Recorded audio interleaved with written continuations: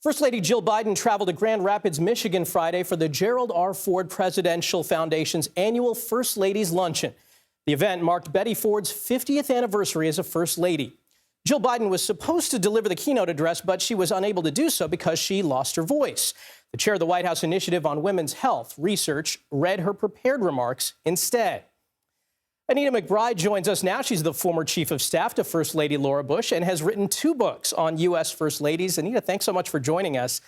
First off, I want to ask, I know we live in divided times. Is it notable that a Democratic First Lady is honoring a Republican First Lady in a key election state? Well, Dr. Biden really continued a tradition of First Ladies who have come here to Grand Rapids to honor and celebrate really the leadership of Betty Ford, who, as you know, is revered here in Grand Rapids and in Michigan. This is the first time a sitting First Lady has come to do this, which really underscores the honor for Mrs. Ford. And of course, Michigan is an important state. It's an important state for both candidates. And we sure have seen that Dr. Biden has been relentless in her support for the campaign and for her husband. So it was important that she's here on a lot of levels today. Now, Dr. Biden's visit focused on furthering research in women's health care, and reproductive rights are going to be a big campaign issue. How do you see her role in the campaign on this? Well, she has been very vocal and very outspoken on this issue. And of course, the initiative that she now has launched as First Lady of Women's Health Research initiative is an opportunity for the topic of abortion to be included, of course, under that umbrella. She's not the only one in the administration who has been out front on this issue. I think also the connection to Betty Ford and being outspoken on this issue as well as First Lady, outspoken on other topics that were taboo at the time that she served as First Lady. It's a bit of a continuation of talking about these topics that are important to women.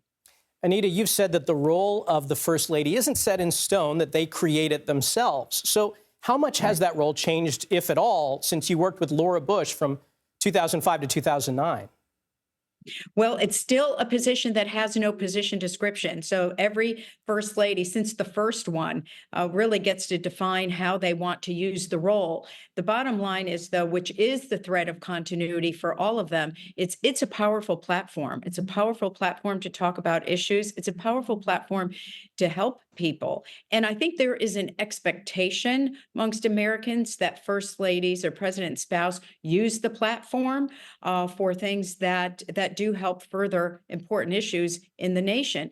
But the bottom line is really they don't have to. There is no requirement, no statutory responsibility. But I think First Ladies in general feel they have a chance to do something with this podium and don't want to waste it. I also want to ask about our former First Lady, Melania Trump. Donald Trump wished Melania a happy birthday from the New York courthouse where he's on trial. She hasn't been there. She's been notably absent from the public eye and the campaign trail. Do voters care about this kind of thing?